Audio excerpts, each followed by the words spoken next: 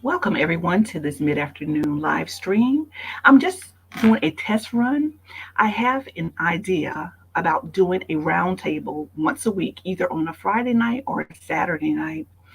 And it's going to cover hot topics that happen during the week concerning the news. So you can get a break from the rah, rah, rah and all the, dragging and gagging. If you're really into news like I am, world news and current news and local news, it's something to kind of give you a little break away from all that. So I've just been doing test runs to see how they would work, how participation looks, how my analytics look, and all that good stuff. So what I want to do is have at least 2 to 3 people on a panel to discuss. I'll do a news clip, I'll show a news clip, and then I'll have the panel give their views, their opinions, and their thoughts on what's going on in the world today. So you guys let me know what you think down in the comment section if you think it's a good idea or if you have some suggestions on how to make it better and tweak it. I'm very open. And if you want to join the panel, all you have to do is leave something in my comment section, or you can hit my email, southernbelle7410@aol.com, and let me know if you'd like to be a panelist. It's open to anyone, subscriber or content creator. Okay, so let's get into the very first news clip. And I want to say hello to Miss Lisa. She's the first person that dropped down in the chat. Hope you're having a wonderful afternoon.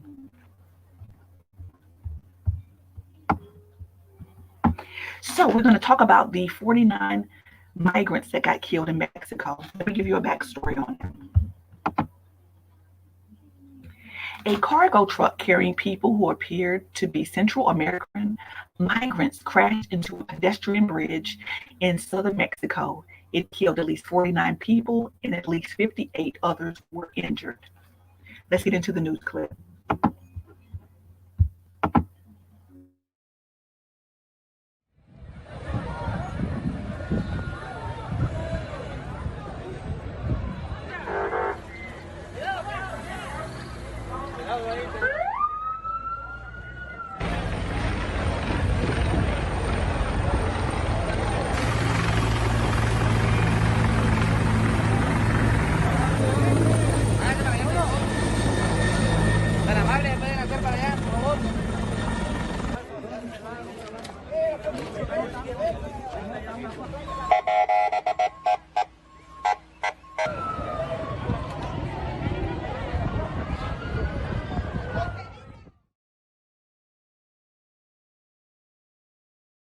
Thanks for watching our YouTube channel. Follow today's top stories and Okay, guys, so that was the first clip. Now we're going to move into the next clip and discuss what happened to a woman who fell overboard on a cruise ship. A cruise ship that was set to sail to Ensenada, Mexico from Long Beach that was carrying a woman who went overboard is back in port as they continue searching for the woman. An international search and investigation this morning to find a woman who went overboard on a Carnival cruise ship. That ship is set to return to Long Beach in about an hour. Eyewitness News reporter Leticia Juarez live with reaction from a passenger on board. Good morning, Letty. Good morning to you, Rachel. And John, I actually do want to point out right now that that ship, the Miracle, is arriving right now. If you take a look over my shoulder there, you can see as it is just now beginning to pull in. I can tell you, though, that the FBI, including law enforcement, are here on scene waiting for that ship to arrive here at the port of Long Beach. The ship is set to arrive around 8 o'clock when it docks. While there's still a lot unknown, this is what we've been able to gather so far. Now, according to a passenger we spoke to on board the ship, the Carnival ship, the Miracle, an announcement was made around 3 in the morning on Saturday about a passenger who had fallen overboard. Carnival has confirmed that a guest fell from the balcony of her stateroom into the water. The Coast Guard was assisted by the Mexican Navy in searching for the woman before allowing the ship to continue on to Ensenada on its return to Long Beach. Now, a passenger on the Miracle told Eyewitness News what he observed.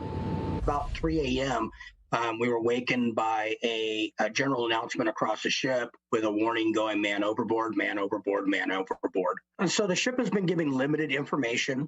They told us that, we were stuck, looking for the lady, and then they told us they cleared us up. The crew has been very tight-lipped, and of course, they've had different areas of the ship that have been cordoned off for their search when they were searching.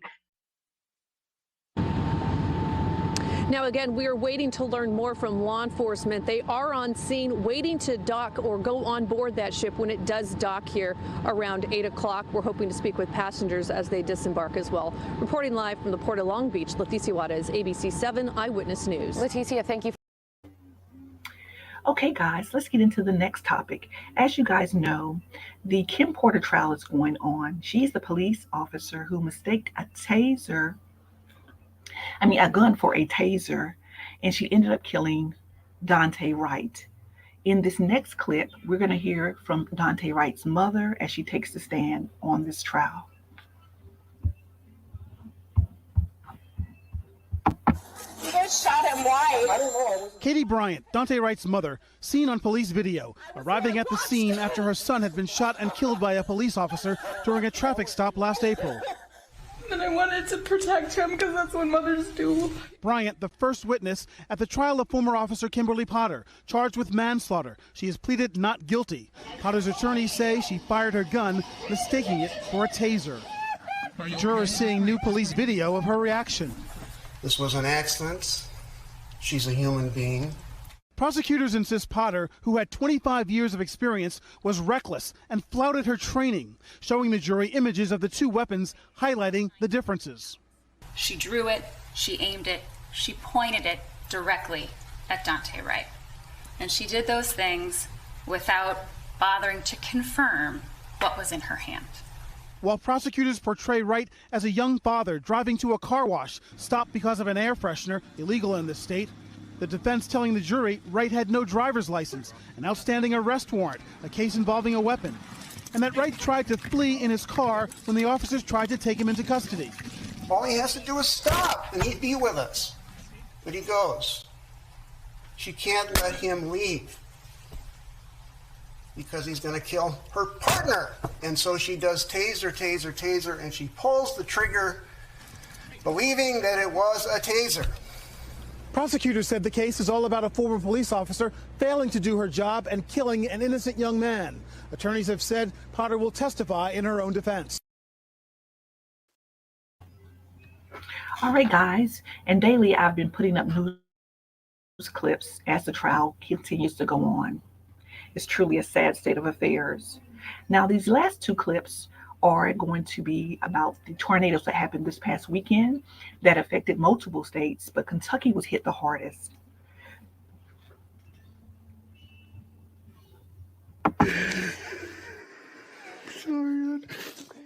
For the Cope family, the pain, too much to bear.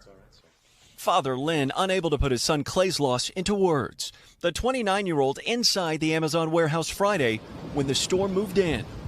Over the phone, the Navy vet told his mom he was helping coworkers to shelter just minutes before the twister struck. Knowing that Clay told others to get to safety. It doesn't surprise me. Not at all. That's who he was. It just was who he was. Cope, one of 6 workers killed, ranging in age from 26 to 62.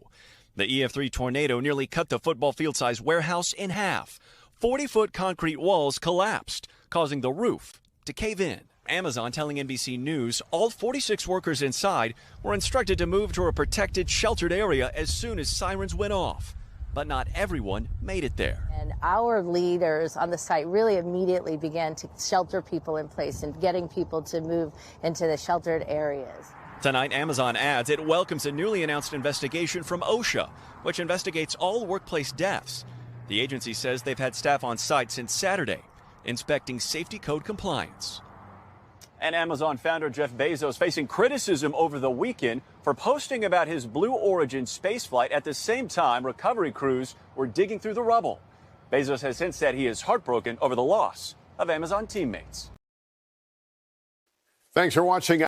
Well, one of the other hardest hit areas is Warren County. That's about 2.5 hours east of here, where at least 15 people were killed there, including 11 people who lived on the same block. And as we mentioned, 7 of those victims were children. Communities in nearby Hopkins County were obliterated, including 3/4 of the buildings in the small town of Dawson Springs. CBS's Lilia Luciano shows us the devastation.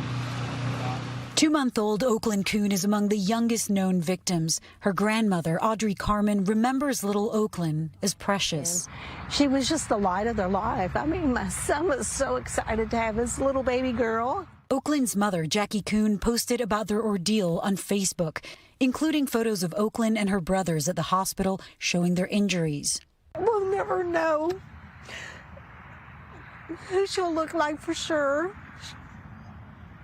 what she would have done in life, but that's okay.